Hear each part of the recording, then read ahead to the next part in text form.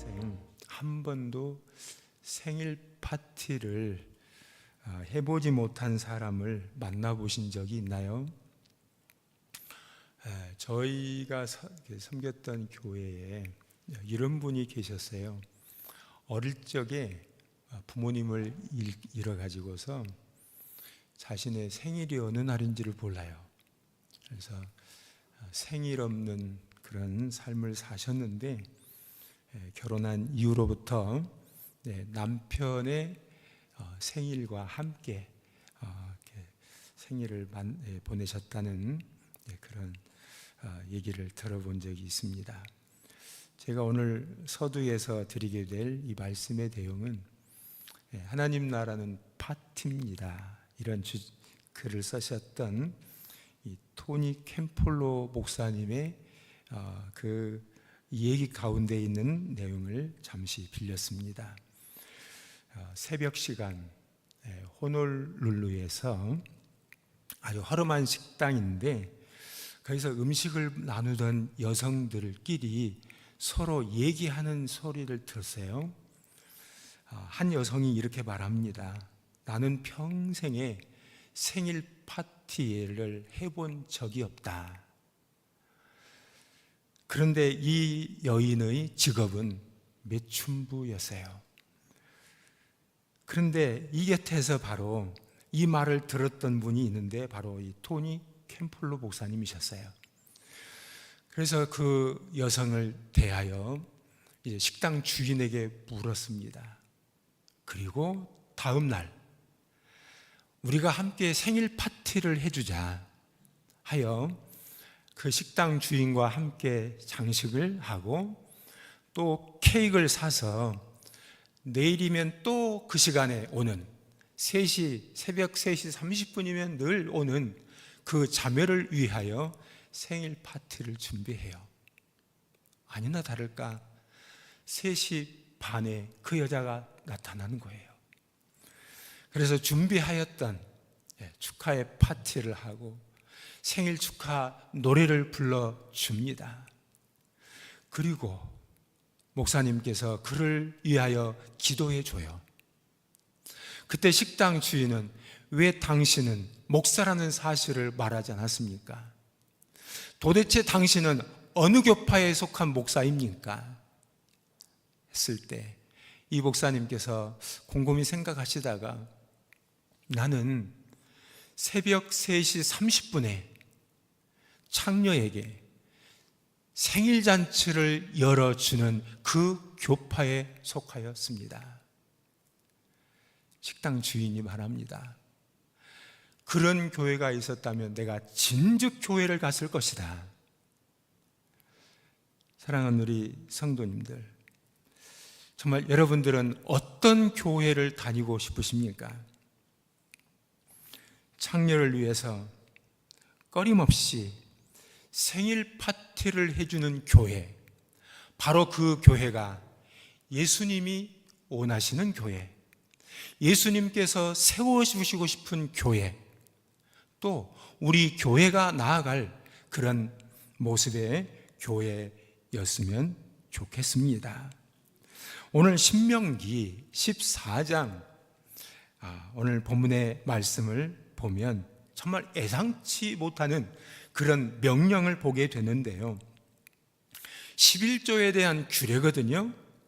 그런데 너희의 토지 소산의 11조를 여호와께서 그 이름을 두시려고 성막을 말하는 거거든요. 지금 성전이 아직 지어지지 않은 상태니까 이 성막에 가지고 와라. 그리고 그것을 먹고 마셔라. 그리고 23절에도 또 한 번 말을 합니다. 내 곡식과 포도주와 기름의 11조를 먹으며 내 소와 양의 처음 난 것을 먹고 내 하나님 여호와를 경외하기를 항상 배울 것이니라.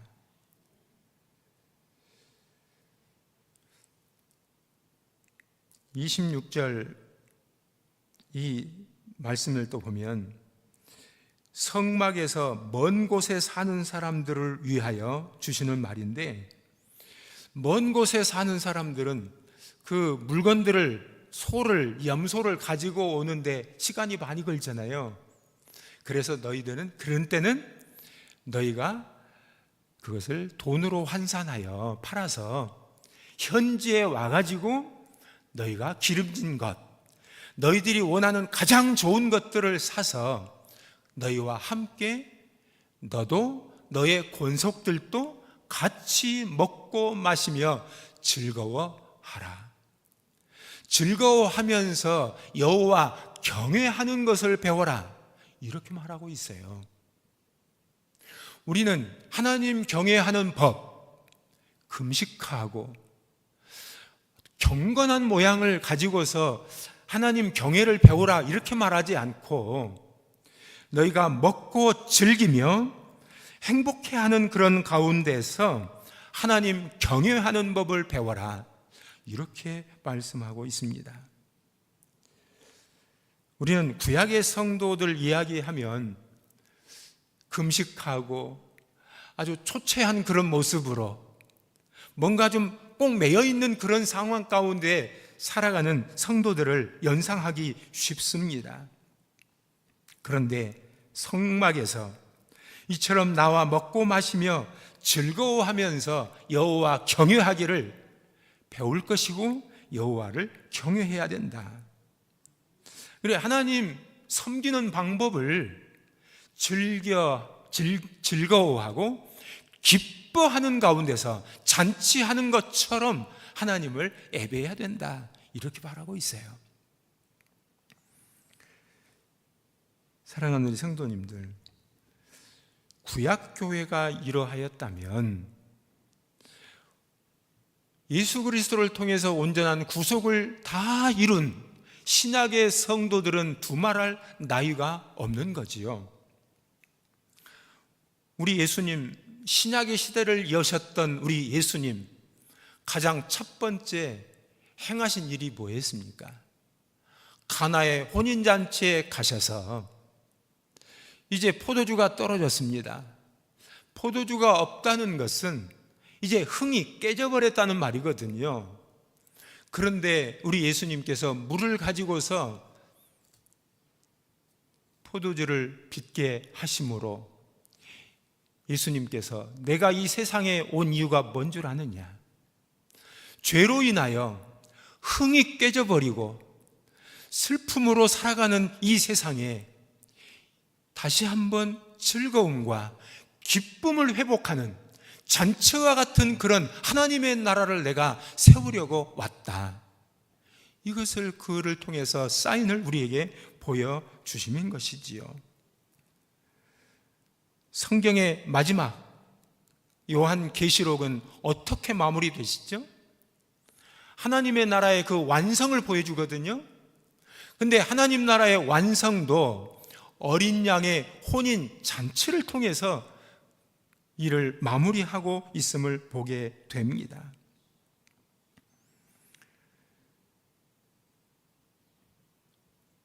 우리 예수님께서 마태복음 25장에서 말씀하실 때에 심판날 마지막에 그 주인의 즐거움에 참여할지어다. 그래서 마지막 날에도 우리가 그 즐거움에 참여하는 하나님의 나라를 엿보여주고 있다는 사실을 알 수 있습니다. 오늘 본문으로 택하였지만 읽어드리지 않았던 누가복음 14장, 자, 거기에도 보면 큰 잔치를 벌이는 그런 이야기 나옵니다. 이어서 누가복음 15장에도 잃어버린 양을 찾았다면서 그 벗과 이웃을 초대하여 성대한 잔치를 벌이는 이야기 나와요. 이어서 잃어버린 그 집을 나간 탕자가 돌아올 때에 아버지께서 탕자를 향해서 훈계하고 설교하고 나무라고 이러지 않아요. 송아지를 잡아라, 풍악을 울려라, 모든 사람들을 불러 모아놓고 춤추며 즐겁게 잔치를 벌이는 것으로 소개되고 있어요. 이걸 통해서 우리 예수님이 가르치는 그 비유가 뭡니까? 하나님의 나라는 이렇다 하는 것을 보여주시는 거지요. 이 말씀을 하시면서 예수님 이렇게 말씀하십니다. 한 죄인이 회개하면 하늘에서 이와 같이 큰 기쁨이 있단다 라는 말씀해 주셨습니다. 교회는 잘못된 사람들을 정죄하고 비난하고 이런 곳이 아니라 돌아온 사람을 환영하고 함께 먹고 마시고 즐거워하는 그런 곳이라는 사실을 여기서 가르쳐줘요. 우리는 종종 신앙을 의무나 규칙이나 어떤 틀 안에다가 매어놓는 것으로 생각하는 경향이 있어요. 하지만 성경은 하나님의 나라를 즐거운 잔치로 표현을 하고 있어요. 예수님은 먹기를 탐하는 자라는 오해를 받으시면서까지 음식을 잡수시는 일을, 잔치에 참여하시는 일에 열중하셔요.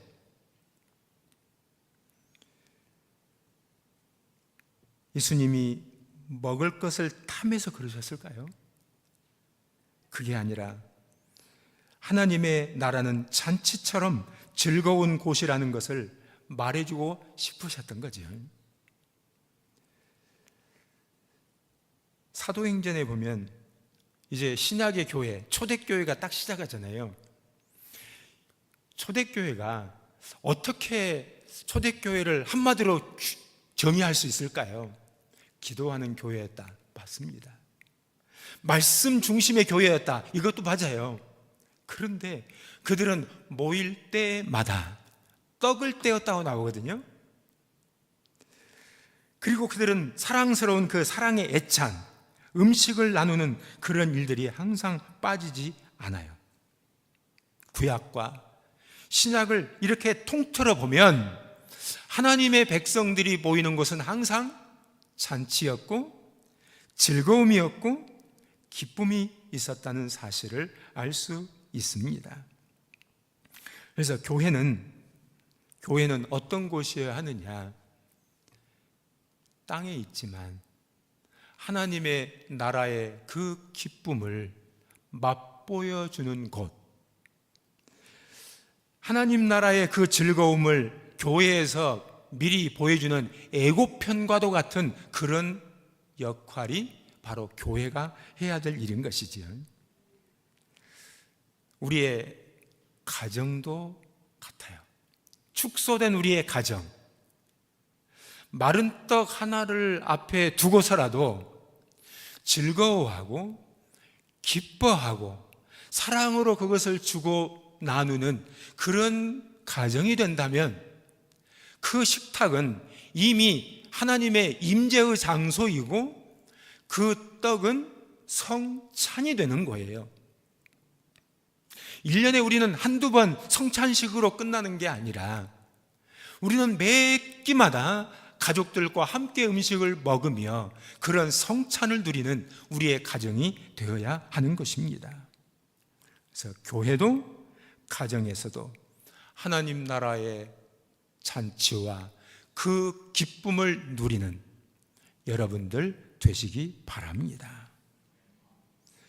그러면 이 하나님의 나라의 잔치에 초대된 자들은 누구일까?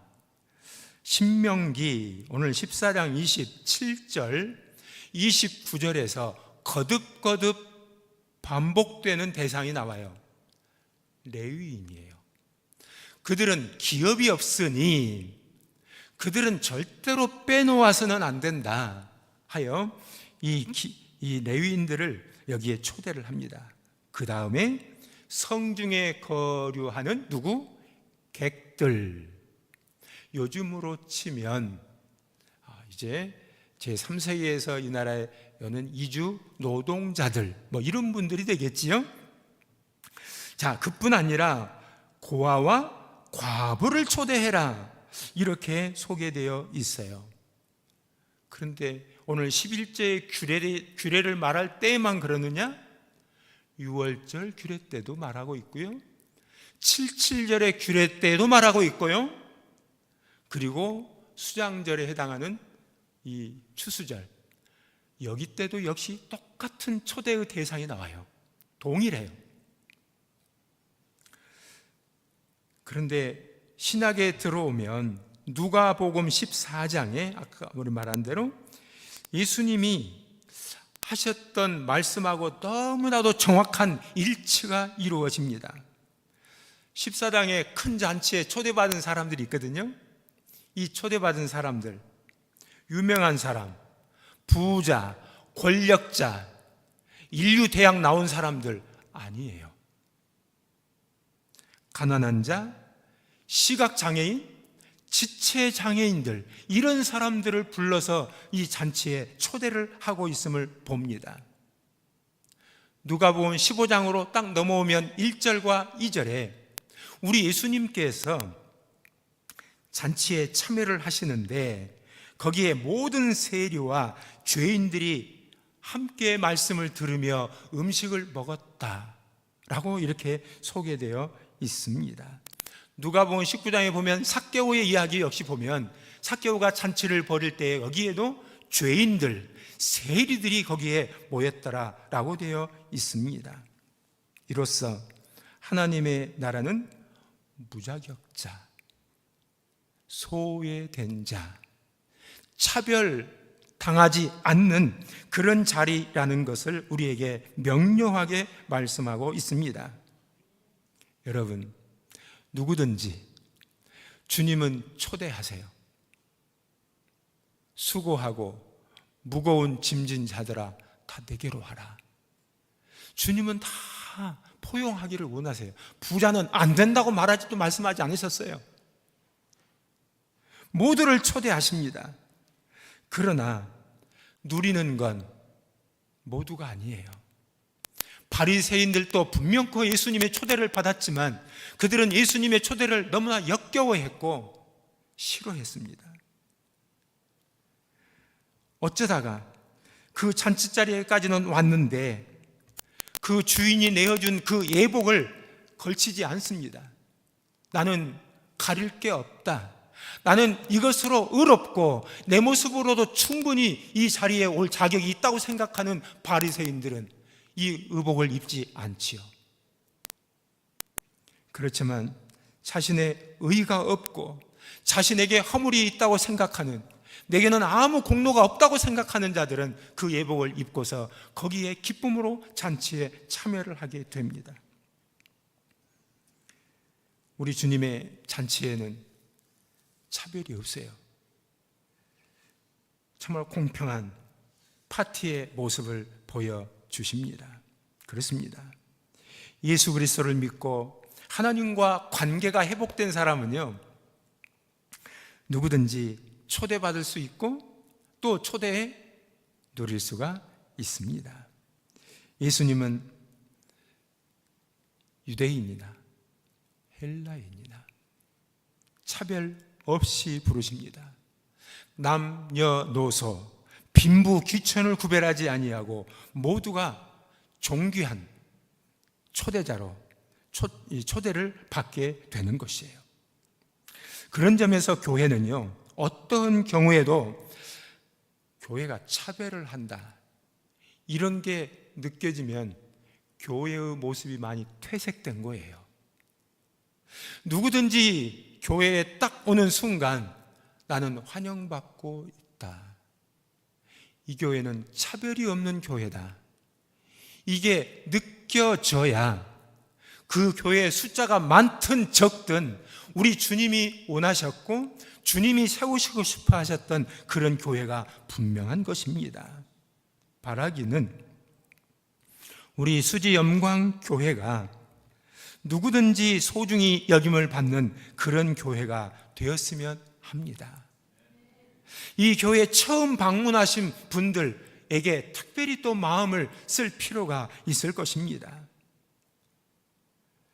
누구나 존중받고 여기고 있다고 여기는 그런 교회 세워갈 수 있기를 바랍니다. 마지막, 하나님의 나라의 이 잔치 준비자는 누군가? 하나님이 준비하십니다. 오늘 신명기 14장에 이 예물을 가져오고 이 잔치에 필요한 것을 가져온 사람은 분명코 백성들입니다. 하지만 이들은 하나님이 주신 토지의 소산들, 하나님이 주신 양들, 하나님이 주신 송아지, 모든 만물이 하나님으로부터 왔고 그 모든 소유권은 하나님의 것이거든요. 그런 점에서 사람이 가져왔지만 이건 하나님이 마련하신 잔치입니다. 누가복음 14장에 나오는 그 큰 잔치의 비유에서도 그걸 우리에게 잘 보여주는데요. 그 주인이 말합니다. 모든 것이 다 준비되어 있다. 내가 다 준비했다. 너희들은 와서 누리기만 해라. 주인이 모든 것을 다 준비합니다. 복음의 핵심이 바로 이것이에요. 내가 함이 아니라 하나님이 하셨다는 사실이죠. 아브라함이 하나님 앞에 제사드립니다. 그런데 그 제물을 준비하신 분, 여호와 이레이신 하나님이 그 제물을 직접 준비하셔요. 그래서 베드로 사도가 이렇게 말합니다. 누가 봉사하려거든 하나님이 공급해 주시는 힘으로 하는 것처럼 하라. 비록 우리가 수고는 하지요. 내가 땀 흘리지요. 하지만 내게 있는 소유도 주님의 것, 그걸 섬길 수 있는 재능도 주께로부터 온 것, 그걸 감당할 수 있는 건강도 하나님께서 허락하지 않으시면 한순간도 우리는 지탱할 수 없는 것이 우리입니다. 그러므로 우리는 준비는 내가 하지만 하나님께서는 이건 다 내가 한 거야, 내가 준비했어 라고 말씀하시는 거지요. 이 말씀 속에는 우리의 모든 수고를 하나님이 다 자기 것으로 얌체처럼 빼앗아간다 이렇게 여기시면 안 되고요. 오히려 하나님께서 우리의 수고를 자신의 일로, 내가 수고했는데 그 일은 네가 한 거야, 하나님이 정말 우리의 수고를 자신이 한 일로 여겨주시는 그런 일로 우리는 받아들여야 되는 거죠. 오늘 설교도, 여러분이 드린 찬양도, 또 오늘 점심을 마련하시는 그 일도 분명히 사람이 준비했고 우리가 준비했습니다. 그럼에도 하나님이 마련하신 설교의 잔치고 하나님이 마련하신 찬양이고 하나님이 준비하신 음식이라는 이 사실을 기억하고 우리는 이 음식을 우리는 준비자가 아니라 우리는 여기에 참여자, 은혜로서 참여하는 참여자라는 사실을 기억할 수 있기를 바랍니다. 무엇보다도 하나님께서 우리를 위하여 천국잔치 벌려주시기 위하여 행하신 어마어마한 사실이 있어요. 그게 뭘까요? 하나님의 아들이신 예수님을 우리에게 제물로 먼저 주셨다는 사실이에요. 예수님을 우리의 제물로 드려주지 않으셨다면 우리의 수고, 우리가 일평생 땀 흘리고 수고해도 그 모든 수고는 다 무효가 되어지고 말 것입니다. 예수님의 십자가가 아니면 하나님의 나라의 잔치는 성립되지도 않고 그 나라를 누릴 수도 없게 됩니다. 예수님 하신 말씀 있지요. 나로 말미암지 않고는 아버지께로 올 자가 없다. 마찬가지로 예수님을 통하지 않고서는 어떤 하나님의 나라의 잔치에 우리는 그림자도 밟아볼 수 없을 것입니다. 예수님 때문에 우리의 예배가 의미가 있게 되었고, 여러분의 섬김이 하나도 빠뜨리지 아니하고 의미가 생겼고, 심지어 냉수 한 그릇까지도 주님께서 이루어 주셨기 때문에 의미 있는 것으로, 하나님께서 그것을 소중하게 받으시는 것으로 우리에게 인정이 되어지는 것입니다. 아들을 통해서 이처럼 소중한 하나님의 나라를 준비하시고 그 잔치를 우리에게 초대해 주시고 누리게 하셨으니 우리는 자랑할 것이 하나도 없습니다. 은혜입니다. 다 주님이 하셨습니다. 우리는 그 감사함으로 누릴 뿐인 것이지요. 사랑하는 우리 수지 영광교회 성도 여러분, 하나님은 완벽한 사람을 초대하지 않으시고 무자격자인 우리를 은혜로 불러주셨습니다. 하나님의 나라는 은혜로 구원받은 자들이 모여 잔치하는 곳이랍니다. 우리의 예배, 우리의 기도, 찬양, 식사의 자리 등 모든 자리에서 하나님 나라의 그 잔치의 기쁨을 맛보는 우리 성도님들이 되시기 바랍니다. 이 기쁨을 우리만 누림이 아니라 또 다른 사람들도 이 잔치에 함께 참여할 수 있도록 그들을 초대할 수 있는 그런 여러분들이 되시기 바랍니다. 온 성도들이 하나님의 나라의 즐거움을 누리며 잔치집과 같은 그런 교회 되기를 주님의 이름으로 축복합니다. 아멘. 기도하시겠습니다. 하나님 우리 아버지 감사합니다. 죄와 허물로 주님 앞에 얼씬거릴 수 없는 우리들, 하늘을 쳐다볼 수도 없는 저희들, 하나님께서 그 아들을 통하여 우리를 하나님 나라의 잔치로 초대하여 주시고 그 잔치에 먹고 마시며 하나님의 그 영광을 누릴 수 있도록 하시니 감사드립니다. 은혜입니다. 하나님의 전적인 축복입니다.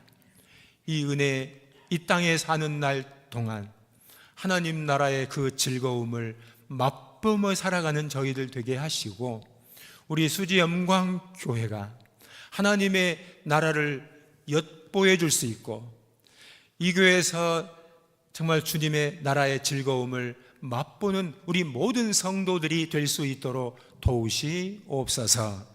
예수님 이름으로 기도합니다. 아멘.